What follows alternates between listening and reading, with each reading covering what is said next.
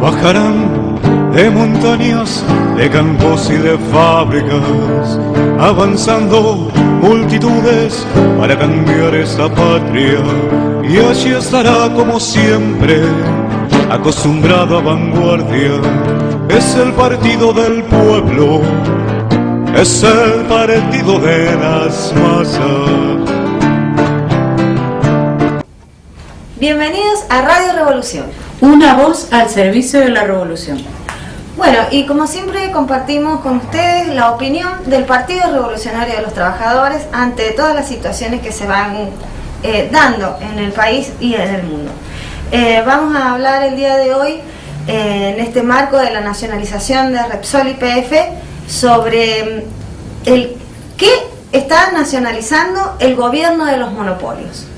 Claro, porque todos escuchamos sobre la nacionalización y hay que hablar, bueno, con las verdades como son. Según la Secretaría de Energía de la Nación, que es el Instituto Argentino de Energía, Repsol y YPF controla solamente el 35% del mercado productivo de petróleo. Luego le siguen Pan American Energy, que pertenece a la británica British Petroleum, y con el 19% a lo lejos le sigue Petrobras con el 7%, y Chevron Argentina, empresa que es norteamericana, por más que diga Argentina, sí, por más que diga Argentina, con el 6%. O sea que el 33% restante que nos está quedando de esta sumita que hemos hecho con estas empresas que hemos nombrado, se lo reparten entre otras 28 empresas que por supuesto no son nacionales. Sí, muy poco nacional. Eso está basado en el informe de la Secretaría de la Nación. Bueno, ante esto nosotros traemos, como dijimos en un principio, la opinión del Partido Revolucionario de los Trabajadores sobre este asunto.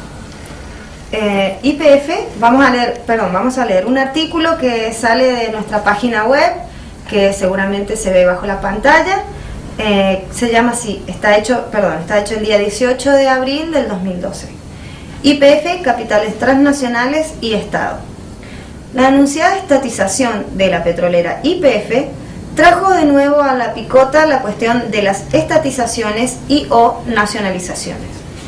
En todos los procesos históricos del desarrollo del sistema capitalista, la burguesía en el poder ha utilizado al Estado como factor determinante en la economía y la política.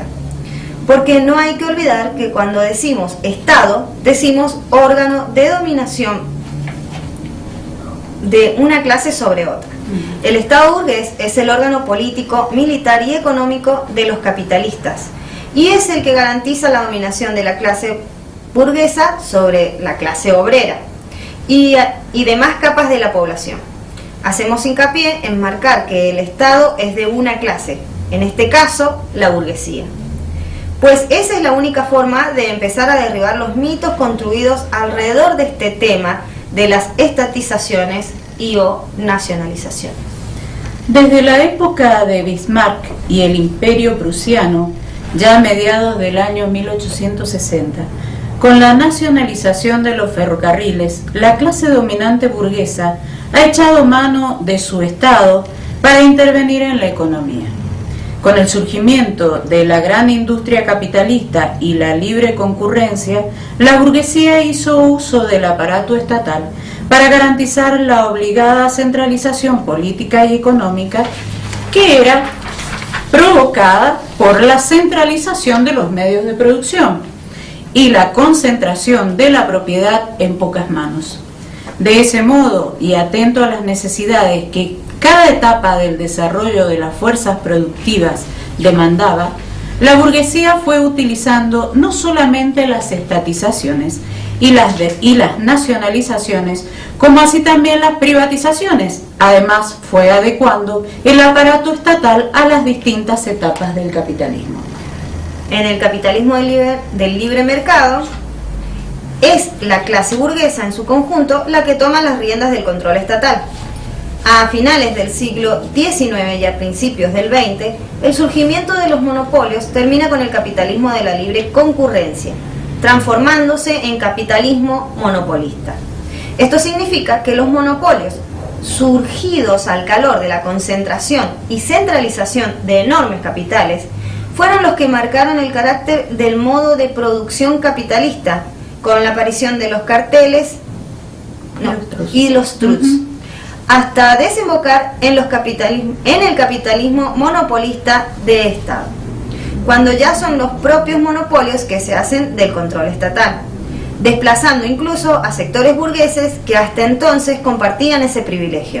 La oligarquía financiera, producto de la fusión entre la industria y los bancos, pasó a tomar las riendas de las decisiones estatales. Todo el siglo XX está plagado de ejemplos en los que la burguesía hacía de su propio interés el interés nacional, por lo cual disponía del manejo de los recursos de los países, alimentando nacionalizaciones que no eran más que las necesidades propias del desarrollo del sistema. El manejo del petróleo, de las telecomunicaciones, del transporte, del comercio, la industria, eran parte inseparable de los procesos de la época en América Latina, como lo había sido en Europa y Estados Unidos en el siglo XIX. Luego vinieron etapas en las que el Estado debía deshacerse de las ramas productivas que ya habían sido desarrolladas, por lo que se pasaba a privatizar lo que antes era estatal, para luego llegar a principios del siglo XXI, época en la que los estados salieron al rescate de empresas que sufrieron quebrantos que solo pudieron ser salvadas con la inyección de ingentes capitales por parte de los estados. Como lo dijera Engels, el Estado burgués confirma así ser el representante oficial de la sociedad capitalista, el Estado de los capitalistas, por lo cual alabar las nacionalizaciones o poner expectativas en las estatizaciones, dejando de lado el carácter de clase del Estado y a qué clase beneficia, significa caer en un terreno en el que la burguesía busca intencionadamente que caigamos, ya que de esa manera no se discute ni se pone en cuestión la propiedad del Estado mismo. En ningún caso, ni cuando se estatizaban ramas enteras de la economía o cuando se privatizaban las mismas, el Estado burgués jugaba un papel neutral. En uno y otro caso, siempre el Estado de los capitalistas, y entonces el Estado es de los capitalistas. Y entonces las decisiones acerca de sus funciones económicas están y estarán siempre al servicio de esa clase. Sí, como venimos diciendo desde Radio Revolución y desde el Partido Revolucionario de los Trabajadores, pues esta es su opinión, el Estado siempre está al servicio de los monopolios. No podemos esperar otra cosa. Nos vamos a un corte y enseguida volvemos con ustedes.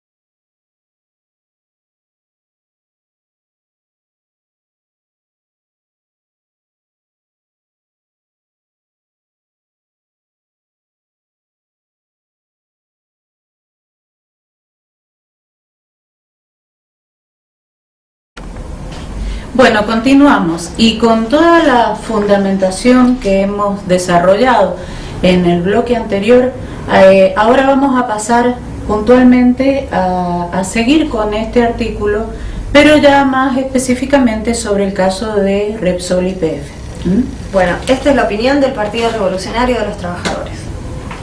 El caso Repsol YPF. Por estos días, la expropiación del 51% de las acciones de la empresa Repsol, controlante de YPF, parecen haber retrotraído las discusiones a mediados del siglo XX.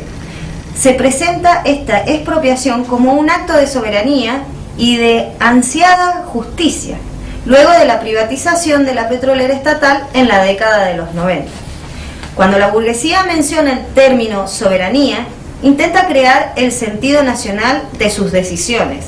En esta etapa del capitalismo monopolista de Estado, en una fase en la que la transnacionalización de la economía es la característica predominante, por lo que es cada vez más difícil determinar la nacionalidad del capital.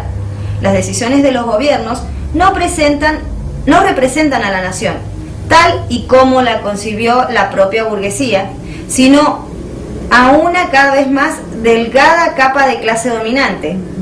La oligarquía financiera a nivel mundial controla estados.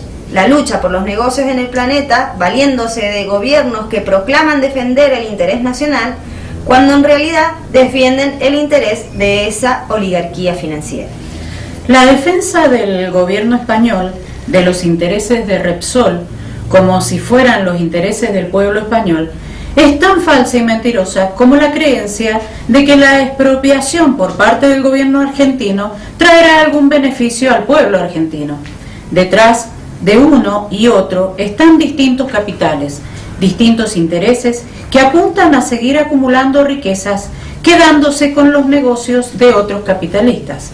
El caso de Repsol y su expropiación es un ejemplo clarísimo de cómo es el funcionamiento del capitalismo transnacionalizado manejando gobiernos y estados.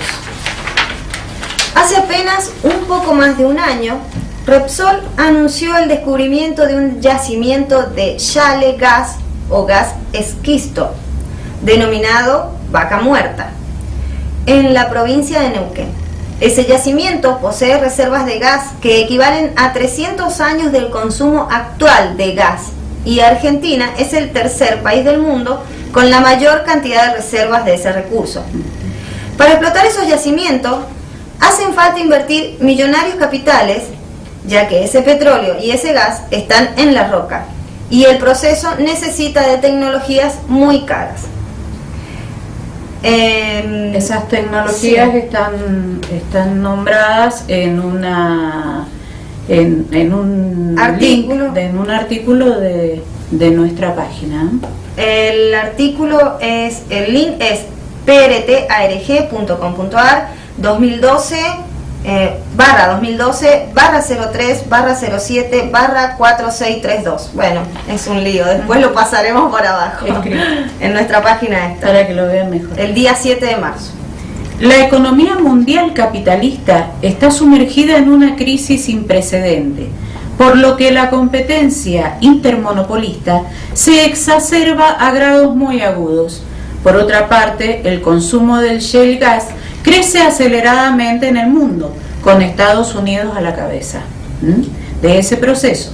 Las orientaciones que va tomando la lucha entre capitales de distintas regiones del planeta en busca de asegurarse los recursos energéticos y los negocios que de allí se derivan son virulentas, y no exageramos al denominarlas como verdaderas guerras comerciales. Este es el marco en el que se da la expropiación de Repsol en la Argentina.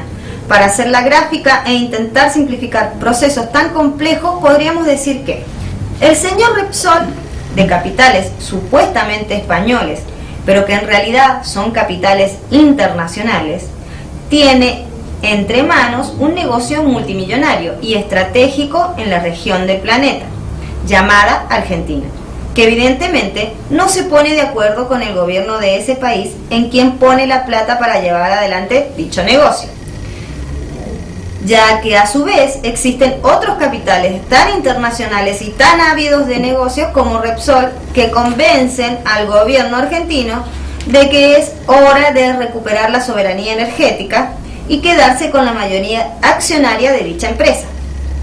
El Estado argentino pondrá ahora los capitales para invertir en los suculentos negocios que antes eran de Repsol, y terminará concediendo las áreas de explotación de esos recursos naturales a aquellos capitales que a nivel mundial compiten con el señor Repsol. En el marco de la crisis imperialista que acrecienta la puja intermonopolista, en un proceso de concentración y descentralización de capitales de envergadura multimillonaria, los capitalistas despliegan todo su poder de fuego en estas contiendas a través de los estados, los gobiernos, los funcionarios e instituciones nacionales e internacionales, etc. Sirva esta pequeña explicación casera para entender, en definitiva, cómo es el funcionamiento del capitalismo en su etapa monopolista, estatal, imperialista, en la que las decisiones alcanzan tales grados de entrecruzamiento de intereses, tan pero tan embrollado, que sería inútil intentar conocer quién responde a quién y por qué. El grado de concentración y centralización mundial de capitales es tan alto que hace añicos las denominaciones nacionales del imperialismo.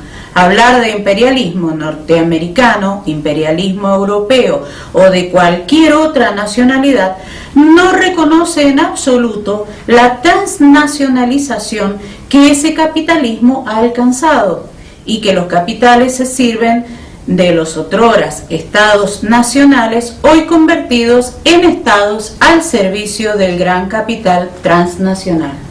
Por lo tanto, ninguna decisión que esos estados tomen puede ser considerada soberana o a favor de los intereses obreros y populares. Sus guerras comerciales no son nuestras guerras, por más patriotismo o nacionalismo que se invoque. Precisamente para justificar decisiones que defienden los intereses de la oligarquía financiera más concentrada. Nuestra guerra es contra esa oligarquía financiera, en nuestro caso en la Argentina, que es parte de la guerra de los pueblos del mundo, están presentando a nivel mundial cuando ese sector minúsculo de la sociedad intenta hacer pagar los costos de sus crisis al conjunto de las capas populares, impulsando políticas de explotación y expoliación en todos los países del mundo. El debate de las nacionalizaciones y o estatizaciones es falso de toda falsedad y apunta a llevar a la lucha obrera y popular detrás de tal o cual facción de la oligarquía.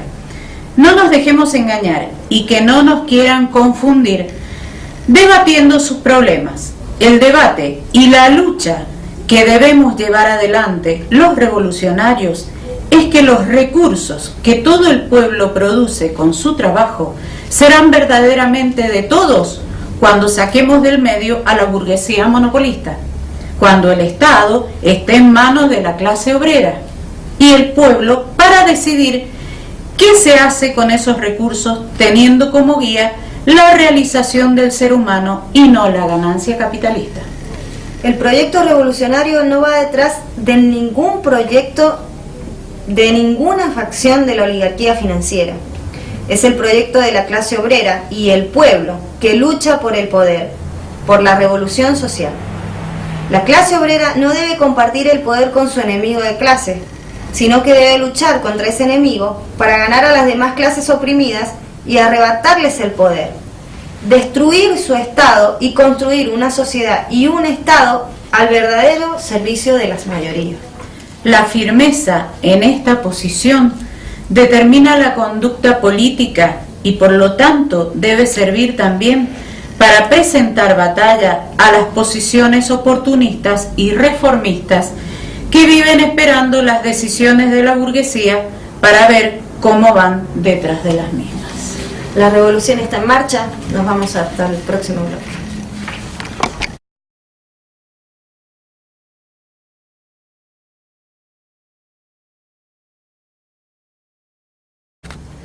Seguimos con este último bloque de Radio Revolución. Una voz al servicio de la revolución. Bueno, y como primero que nada queríamos contarles que ya salió El Combatiente, lee y difunda El Combatiente. Puede encontrarlo en nuestra página web, seguro sale ahí abajo, para que lo vean, lo lean, lo compartan y lo discuta con sus compañeros de trabajo, su familia.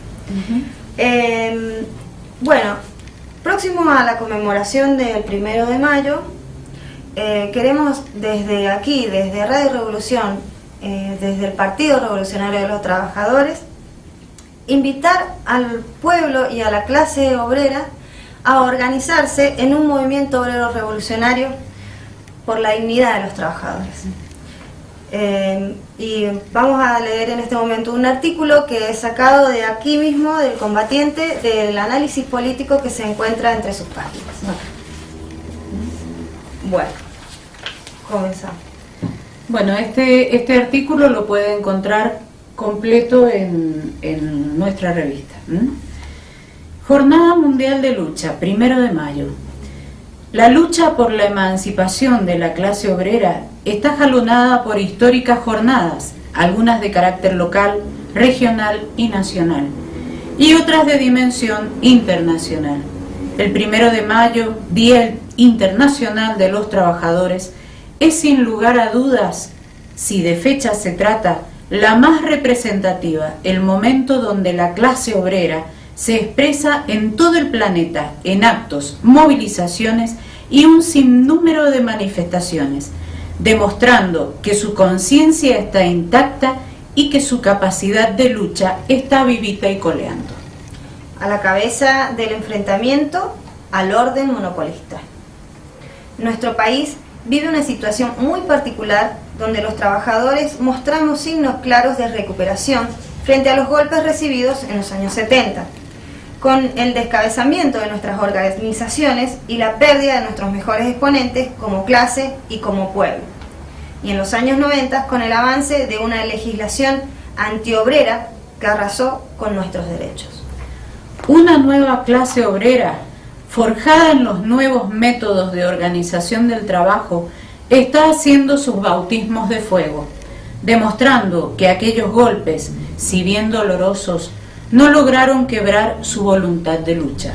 Una nueva clase obrera que, frente a la traición de las dirigencias sindicales y la conversión de sus gremios en auxiliares de las oficinas de personal, verdaderas gerencias de los monopolios, construye sus organizaciones independientes de la patronal y del Estado, y ahora también de los sindicatos. Una nueva clase obrera que apoyada en la fortaleza de la democracia directa y la acción autoconvocada, rompe los marcos de la lucha convencional del conflicto hacia adentro de los muros de la fábrica, utilizando todos los medios para quebrar el aislamiento.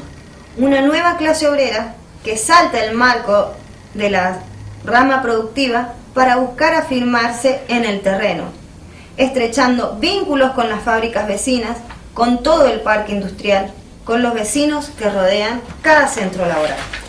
Una nueva clase obrera que con todos estos elementos promueve una vanguardia proletaria que comienza la búsqueda de una salida política a las crisis recurrentes a la que el capitalismo nos somete. Una vez más, la clase obrera se coloca a la cabeza en el enfrentamiento al orden monopolista. La revolución está en marcha. ¿Qué más se puede decir? Unidos los trabajadores ante el sistema capitalista monopolista de Estado, vamos a conseguir la revolución social.